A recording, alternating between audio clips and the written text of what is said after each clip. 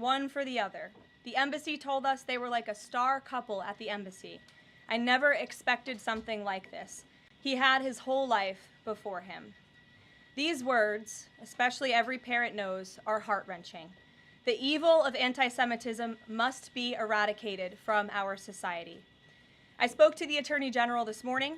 The Department of Justice will be prosecuting the perpetrator responsible for this to the fullest extent of the law. Hatred has no place in the United States of America under President Donald Trump. Everyone here at the White House is praying for the victims' friends and families during this unimaginable time. Now for some scheduling announcements. On Saturday morning, President Trump will deliver the commencement address at the United States Military Academy at West Point. On Monday, to commemorate Memorial Day, the President will visit Arlington National Cemetery and participate in a wreath-laying ceremony. The President will further honor our military next month on June 14th when he hosts the 250th anniversary of the United States Army with a grand military parade celebration right here in our nation's capital. President Trump will be joined by veterans, active duty troops, wounded warriors, Gold Star families, and patriotic Americans from across the country to celebrate our heroes who have kept us safe. Tickets for the parade and the celebration are available through the America 250 Commission's event registration portal. It will be a truly historic and special day for our country. After the parade, President Trump will travel to the G7 Leaders Summit in Canada from June 15th through the 17th. We will be sending an additional logistics information out after the briefing. Last night, Republicans in the House passed the One Big Beautiful Bill Act, the most significant piece of legislation in years. There were a lot of good faith negotiations in the Republican conference leading up to the final passage, but as always, President Trump came in at the end to bring all sides together and get this deal done. This One Big Beautiful Bill will implement President Trump's Make America Great Again agenda by delivering the largest tax cut in American history for middle-class families, the working class, and small businesses. The One Big Beautiful Bill fulfills President Trump's promises of no tax on tips, which was applauded today by the CEO of Uber, no tax on overtime, a Made in America auto tax break, Trump savings accounts for newborn babies, and substantial tax cuts for our amazing seniors' Social Security benefits. The One Big Beautiful Bill will permanently secure the border by delivering the largest border security investment in history, funding at least 1 million annual removals of illegal aliens to carry out the largest deportation campaign ever, finishing the Trump border wall, and giving pay raises and bonuses for our incredible ICE and Border Patrol agents. The One Big Beautiful Bill protects the Medicaid program and its benefits for the most vulnerable Americans that the program was designed for, by kicking off 1.4 million illegal aliens from receiving benefits and implementing common sense work requirements for able-bodied Americans. The One Big Beautiful Bill also helps get our fiscal house in order by carrying out the largest deficit reduction in nearly 30 years with $1.6 trillion in mandatory savings. Every single Democrat in the House of Representatives who voted against all of these common sense and massively popular policies. The Democrat Party has never been more radical and out of touch with the needs of the American people. The One Big Beautiful Bill is the final missing piece toward ushering the golden age of America. The Senate should pass this as quickly as possible and send it to President Trump's desk for a final signature. After today's briefing, President Trump will hold a Make America Healthy Again event alongside Secretary Kennedy and several other cabinet secretaries to unveil the Maha Commission report. President Trump wants every child in America to grow up and to live a long and healthy life. That's why he's working alongside Secretary Kennedy to end the chronic disease epidemic to keep our children healthy, safe, and disease-free. The Maha Commission report is a historic assessment, the first of its kind by any presidential administration, of current evidence and research about the health crisis affecting America's children. This report is a review of pre-existing research to comprehensively assess what we understand about our health problems and what we don't understand, and how we can find those answers. All of the findings will be based on the gold standard of science. And I think I speak for all Maha moms across the country when I say we look forward to the president's event and remarks later this afternoon. And as we head into the Memorial Day weekend, a quick update on gas prices. According to the fuel savings platform Gas Buddy, the national average price of gasoline is expected to be $3.08 on Memorial Day. We expect that to continue to decline because of the president's energy policies. But this is down from Memorial Day last year. And adjusted for inflation, it's the second cheapest price for a gallon of gas on Memorial Day since 2003, thanks to President Trump. And finally, in other news, the Department of Homeland Security conducted a deportation flight from Texas to remove vicious illegal criminals in the United States. All of these individuals were sent, or are trying to be sent, to a third country. And President Trump promised to get vicious illegal alien murderers, rapists, and pedophiles like these out of our country, and he is trying to deliver on this promise. But no matter how upset this makes Democrats, we will continue to deport these monsters to keep Americans safe. And here are the heinous individuals who were on that flight. A Cuban national, convicted of homicide, armed robbery, false impersonation of an official, kidnapping, and robbery strong arm. A Cuban national convicted of attempted first-degree murder with a weapon. A citizen of Laos convicted of first-degree murder and robbery. A Mexican national convicted of second-degree murder. A citizen of South Sudan convicted of robbery and the possession of a firearm. A citizen of Burma convicted of lascivious acts with a child less than 12 years old. A citizen of Burma convicted of first-degree sexual assault involving a victim mentally and physically incapable of resisting. It's disgusting. And a Vietnamese national convicted of first-degree murder. Now, a liberal activist district court judge in the city of Boston, Massachusetts, is trying to force the President of the United States to bring these monsters back to our country. Judge Brian Murphy is ordering the Department of Homeland Security to give these illegal criminals 15 days to reopen their immigration cases with access to phones and attorneys. Every single one of these individuals, I will add, had final orders of removal from our country. And now Judge Murphy is forcing federal officials to remain in Djibouti for over 2 weeks, threatening our U.S. diplomatic relationships with countries around the world, and putting these agents' lives in danger by having to be with these illegal murderers, criminals, and rapists. This is completely absurd. Judge Brian Murphy is not the Secretary of State. He is not the Secretary of Defense or the Commander-in-Chief. He is a district court judge in Massachusetts. He cannot control the foreign policy or the national security of the United States of America, and to suggest otherwise is being completely absurd. According to new reporting about this judge, he's a registered Democrat in Massachusetts who during his Senate confirmation hearings failed to disclose his ties to a radical left-wing organization that claimed the word illegal to describe illegal aliens was inherently prejudicial. This massive judicial overreach by Judge Murphy is part of the same opposition our administration has faced since day one. Radical left-wing judges are egregiously trying to stop President Trump from using his core constitutional powers as head of the executive branch and commander-in-chief. These judicial activists want to unilaterally stop President Trump from deporting foreign terrorists and keeping the American people safe. Nearly 80 million Americans re-elected this president to deport illegal criminals from our homeland, and polling consistently shows that 90% of Americans want illegal alien criminals, especially those with final orders of removal from our country, who have chosen to continue to stay here illegally. Americans want these people sent home. We hope the Supreme Court will continue to rein this in as soon as possible to restore proper constitutional order in our country. We'll take some questions. And here in our new media seat today, we have Jillian Michaels. She's a renowned personal health expert. I know all of you know her. I certainly do, watching fitness videos growing up. And a media powerhouse who continues to expand her reach with her podcast, Keeping It Real. Jillian, I know you're here today for the Make America Healthy Again event. We're proud to welcome you to the White House. Thanks for being in the briefing. Why don't you go ahead? Thank you for having me. As a Maha mom yourself, how do you interpret the significance of this report in terms of delivering measurable health improvements for Americans and their kids, and what specific actions does the administration plan to take in response to it? Sure. Well, thank you for the question. And again, thank you very much for being here.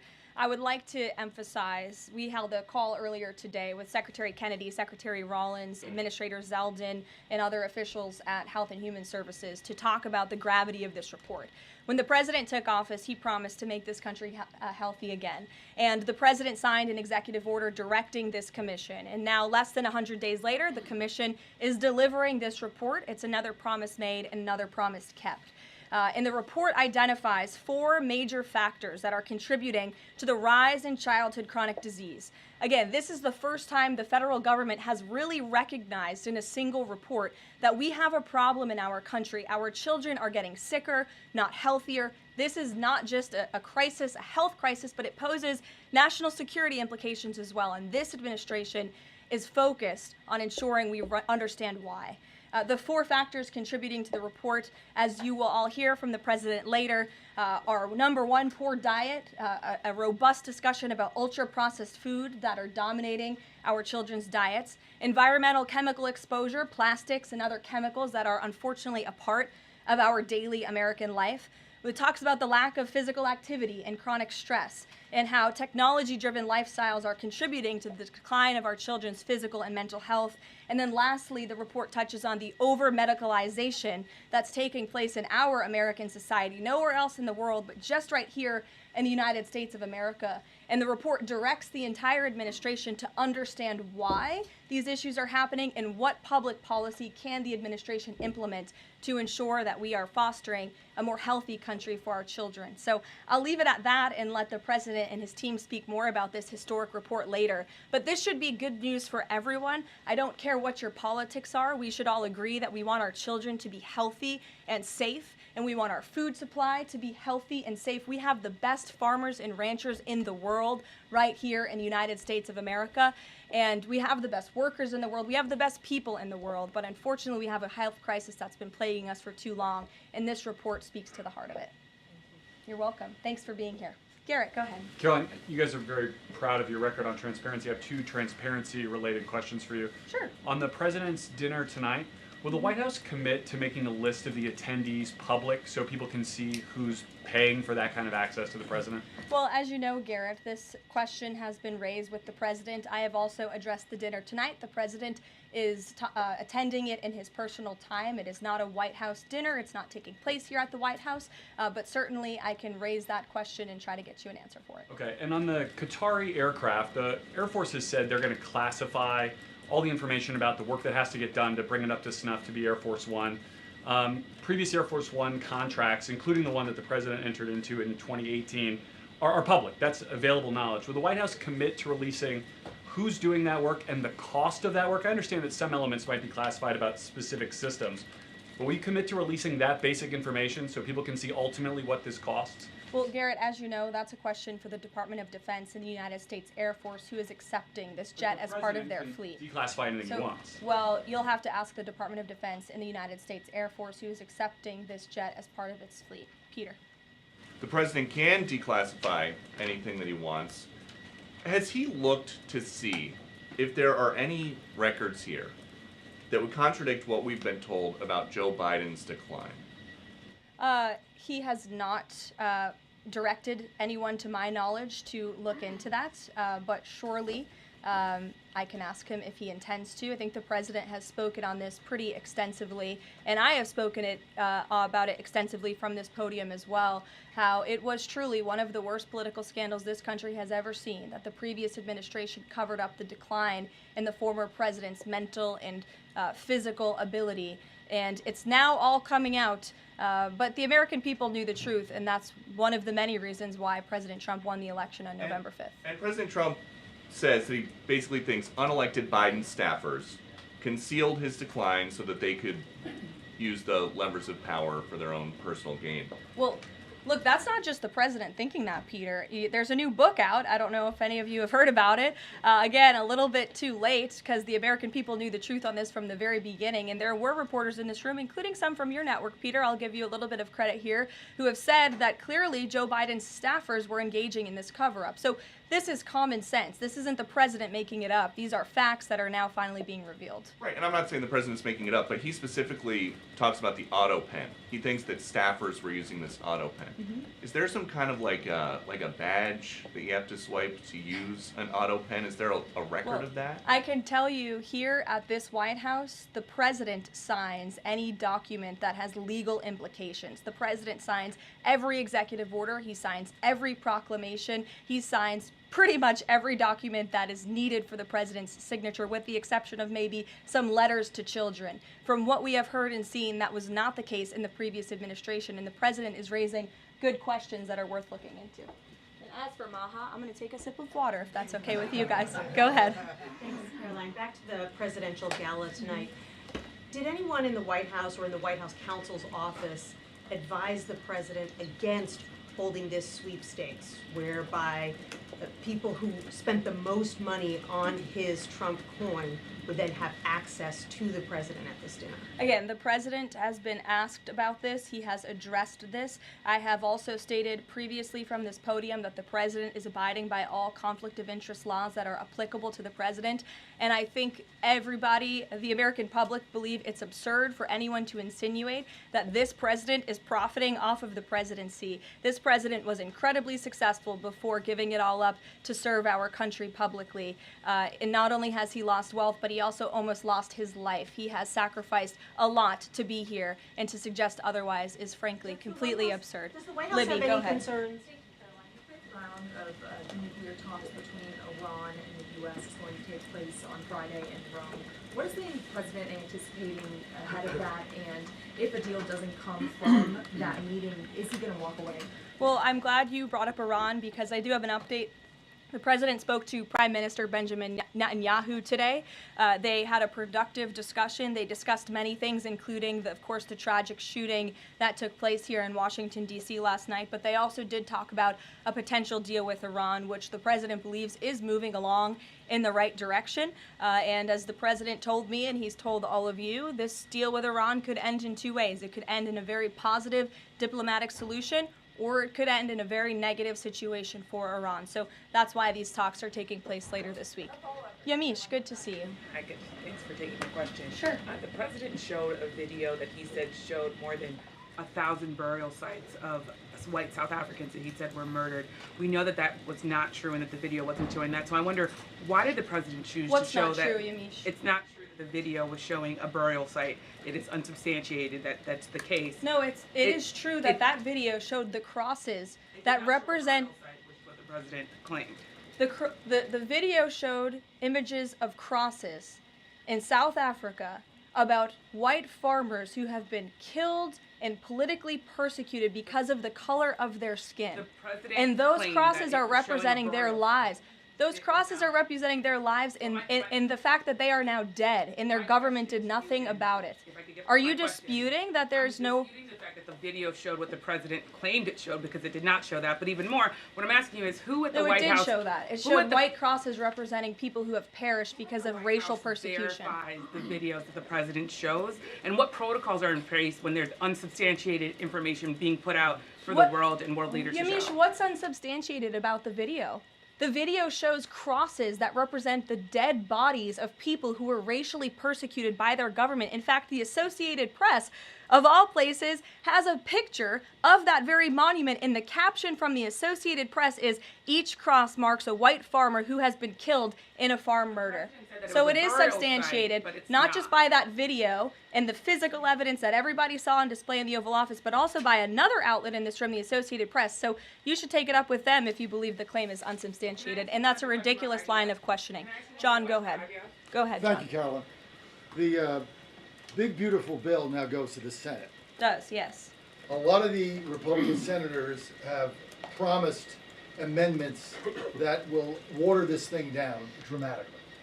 What is the president's level of tolerance for their amendments to water it down, and what will be the action taken for some of the amendments that the president does not want? Sure. Well, the One Big Beautiful Bill is named the One Big Beautiful Bill for a reason, because it is a one big beautiful bill that encompasses just about everything this president could want for the American public. It delivers on so many of his core campaign promises. So surely we want to see those campaign promises signed into law. And as the president put in his Truth Social post this morning, and as he said to me, we can celebrate this past the House for a couple of hours, but now it's time for the Senate to get to work. The president has a great relationship with Senate Majority Leader Thune, and of course so many friends on the Senate side of the Hill, and he's expecting them to get busy on this bill and send it to his desk as soon as possible. Phil. Thank you. Given that the president said the other day the SALT cap, we don't want to benefit Democratic governors. If the Senate was to reduce that SALT cap or make any type of changes, would he support that, or is this a situation where done is beautiful and he just wants to pass it? Well, look, it's a hypothetical question, obviously. Negotiations. Well, correct, and the bill passed, didn't it? So now it's off to the Senate where additional negotiations will take place, and we'll see how it goes. Michael. Karoline, two questions on the beautiful bill. One of the campaign promises from President Trump was no tax on Social Security. Now, due to congressional rules, that wasn't able to be included in this bill. How does the president plan to follow through on that campaign promise? Well, this bill did address taxes for our seniors. It actually allows them to take off significant money from their Social Security payments, get more money back, I should say, put more money in their pockets for various reasons. So this bill delivers on that promise. That's the view of the White House. Secondly, you had two Republicans last night that voted against this bill, Congressman Massey and Davidson. Does the president think that they should be primaried? I believe he does, and I don't think he likes to see grandstanders in Congress. What's the alternative? I would ask those members of Congress. Did they want to see a tax hike?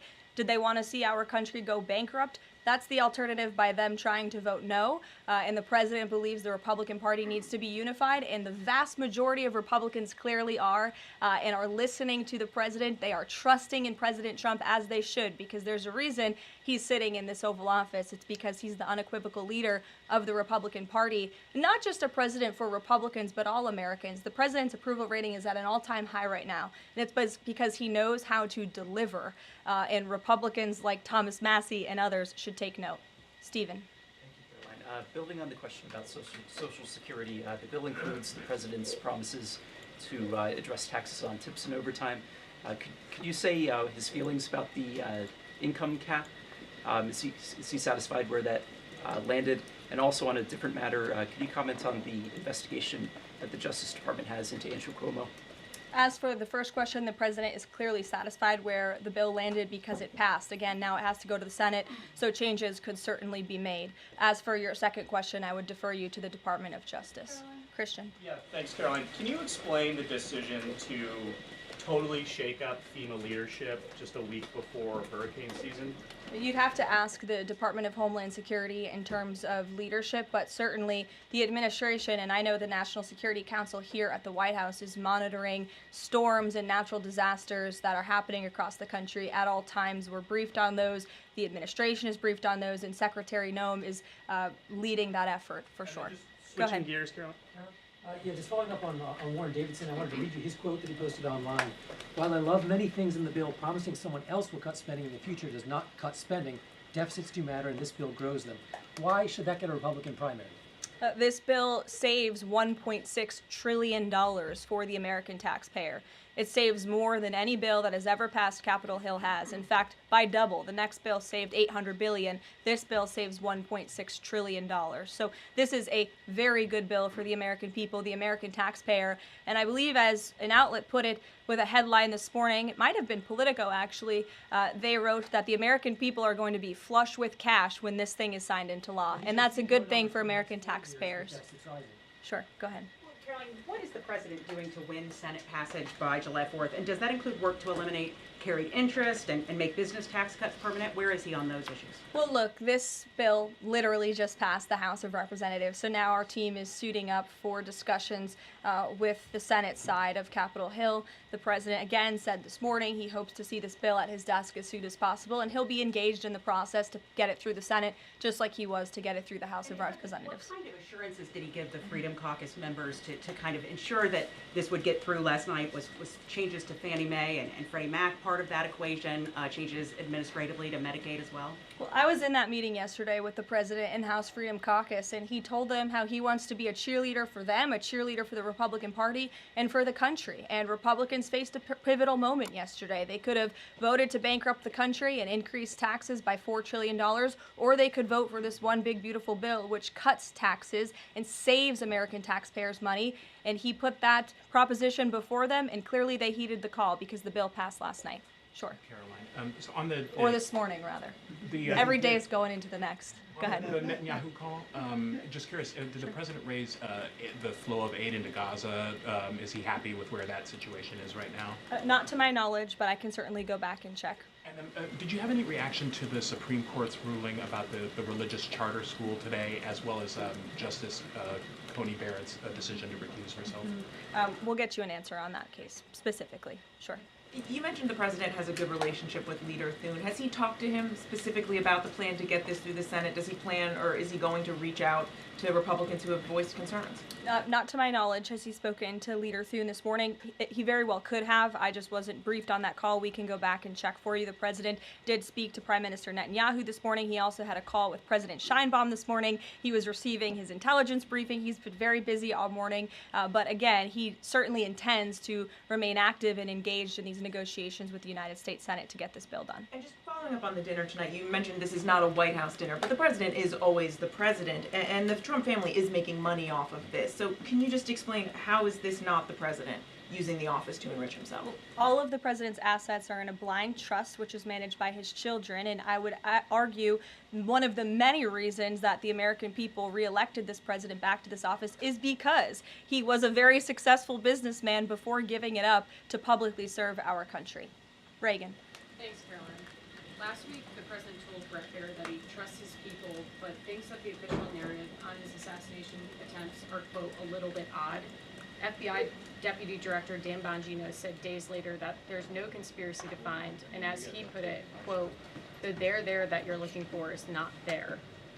My question is the president personally satisfied with the investigations into the attempts on his life? And does he agree with Deputy FBI Director, or does he think there's more to it? Well, in the lead up to your question, you answered your own question with the president's own words, and I'll leave it at that. Caroline? Sure, go ahead, Haley. Thank you, Caroline. Haley, go ahead. Oh, thanks. I wanted to follow up on his call with Prime Minister Netanyahu in his effort to reach a deal with Iran. Does he feel like he has the Prime Minister's support in this effort at this point, or did the Prime Minister raise concerns to him in this conversation? I will get further into the private discussion between the president and the prime minister, but surely they have a good relationship, one that's built on transparency and trust. And the president has made it very clear to not just Prime Minister Netanyahu, but also the world, that he wants to see a deal with Iran struck, if one can be struck. He does not want to have to take the latter option, the more severe and negative option. He wants to see a deal. The president is a deal maker, and he believes strongly in diplomacy, and he's made that clear to the prime minister, but also to all of you and, frankly, the rest of the world. Mary. Thank you, Caroline. Two questions, one on the terror attack last night and then another on the big, beautiful bill. Do you or President Trump have a message to politicians like Ilhan Omar, who only this morning explicitly avoided condemning this act of terror? It's despicable. And frankly, we have seen a rise in anti-Semitic protests, of pro-Hamas protests, of terrorist sympathizers. We saw them on our college campuses, and we've seen the Democrat Party turn a blind eye and in some cases actually embrace such anti-Semitic illegal behavior. And that's why this administration has done more than any administration in history to crack down on anti-Semitism. As you know, in January, when the president took office, he signed a new executive order to combat anti-Semitism. He created a commission focused on doing just that. The Justice Department announced their task force as well. The Secretary of State, Marco Rubio, has revoked thousands of student visas from campuses where these pro-Hamas terrorist campus agitators and violent protests took place. And we've also withheld funding from those very campuses as well in an effort to combat anti-Semitism. So the president's made it very clear that such hatred will have no place in our country. Thank you. And then on the big, beautiful bill, I know there's a provision that the House included that defunds Planned Parenthood, not only because of the fact that it's the nation's largest abortion provider, but also because it's, I think, the biggest distributor of transgender hormones right now, even to minors, according to Live Action. So is the president committed to making sure that provision stays in the Senate? The president has maintained a very clear commitment to ensuring that this administration and the American people's tax dollars are not funding any institution. That includes hospital systems that are funding the chemical castration and mutilation of children. We're not going to tolerate taxpayer dollars going to such efforts. Sure. Thanks, Caroline. You mentioned at the top of the briefing that the migrants were to be sent to a third country. I was just wondering, could you share any more on, which countries the administration has struck these agreements with, and what that agreement with South Sudan specifically looks like?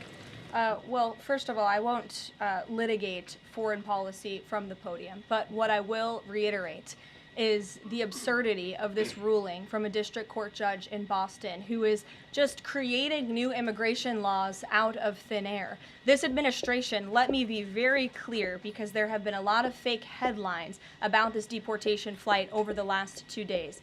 This administration has complied with all court orders. And the individuals whose names I just revealed and whose criminal histories I just spoke of that are on this flight, every single one of them had a final order of removal from our country. In fact, one of these violent illegal criminals had a final order of removal given to him in 1999. It's 2 years after I was born. This individual, this criminal, has been living in our country for an entire generation. And now we have a district court judge who is trying to tell the president and the Secretary of State and the Secretary of Homeland Security that an illegal criminal murderer who's been hiding in the shadows in our country for nearly 30 years cannot be deported from United States soil. That not only is undermining our entire immigration system, but it is also undermining our diplomatic negotiations with countries around the world. How are countries on this earth supposed to trust the United States government and these good faith diplomatic negotiations when these countries accept these repatriation flights? How are they supposed to trust us if we have radical district court judges who are going to say, no, you can't do that? And now these illegal criminal murderers and rapists have to sit in Djibouti with our ICE agents who now have to sit there for more than 2 weeks without the proper resources. This judge is not only undermining our immigration system, undermining our foreign policy and our national security, but this judge is undermining the safety of the ICE agents who are putting their lives on the line to remove this list of illegal criminal terrorists. It's truly despicable what's happening in our court system, and the president and this administration hope that the Supreme Court will do what it needs to do to rein in these liberal activist judges. And the Supreme Court has already said it is well within the president's purview to dictate foreign policy, and a radical district court judge should not be getting in the way of that. We'll see you all later at the Maha event. Thank you. Thanks, Caroline.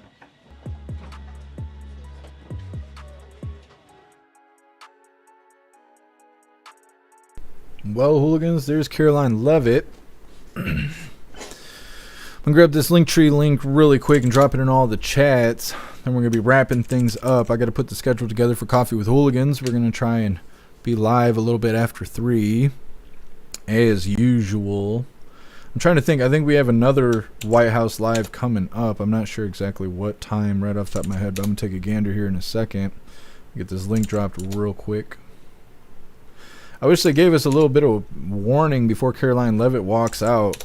When the White House kicks on the live, she's already like at the podium, and so by the time I start the live and we got to wait the 2-3 minutes for it to turn on everywhere, she's already like halfway through her spiel. Either way, there's the Linktree link where all of my links are listed. So if you'd like to make donations, join membership programs, or purchase any merch, I would really appreciate it. All of your guys' contributions keep us running every day except for Sunday, because we got to have a day to recharge those batteries. Definitely go join Discord. Discord is our free hooligan community. It's the best way to be notified every single time we go live. The hooligans are there keeping the conversation going 24/7. We have 2 news boards to keep you up to date with everything going on around the world. So definitely go join Discord. If you're feeling real saucy, go join jeffmaclive.com. Over on the website, it is the best way to experience a live. Our built-in chat has more ability than any other platform. You could post memes and GIFs and custom emojis and links and all kinds of stuff right there while watching the live. You also have access to Hooligans Alley, which is our private social media area. You'll have access to the forums, to the arcade, and to our advanced messaging system with the built-in group chats. So definitely go get yourself a membership for jeffmaclive.com. Trying to think. I'm going to grab that hot sauce. Maybe we'll be able to do the hot sauce for Coffee with Hooligans. We'll see. We'll see. Also, I'm going to drop this in the chat. If you hooligans would like to help me, there's someone attacking me, and they're fucking my money up big time. They're trying to take us down by doing this malicious activity. So I'm going to drop this link in the chat, or I'm going to try to. It's fighting me, of course, because there's always something. But if you could help me to keep us floating, keep us going, and fight against this evil bitch that's fucking with me, I would really appreciate it, because otherwise I don't know that we're going to survive this attack. So let me drop this in chat. Like I said, we are wrapping this up, but we will be live again shortly after 3 p.m. Eastern time with Coffee with Hooligans. I don't really know what to expect today. Like I said, we got a live coming from the White House at some point. I think Snook said at 6 o'clock, so I think we'll be covering that with Coffee with Hooligans. Let me see if I can figure this out. YouTube's always fighting me. Yo, what is wrong with the YouTube chat? Their text box is trash. Little keyboard ASMR there. Bam, there you go. Either way, I appreciate all of you guys being here, covering the press briefing with me. Let me see if I can figure out what it says. He's supposed to speak tonight in Michigan? Let me see. Let me look this up. I saw something, but I didn't see that. Can you guys hear the marching band next door? What day is it? The 22nd? Okay. Is it supposed to be 6 o'clock? It doesn't say when President Trump's supposed to be on stage. Right Side Broadcasting is going to be live. It says 3 p.m. Eastern time. President Trump participates in a Maha Commission event. I think that's what Karoline Leavitt was talking about. Either way, we're going to do our best to cover it. I think Snook says it's going to be at 6 p.m. Eastern time. Right Side Broadcasting always goes live a little bit early, so we'll keep an eye out for that, as well as covering today's news. So definitely make your way back to us a little bit after 3 p.m. Eastern time. I appreciate all of you guys being here, and I'll see you shortly.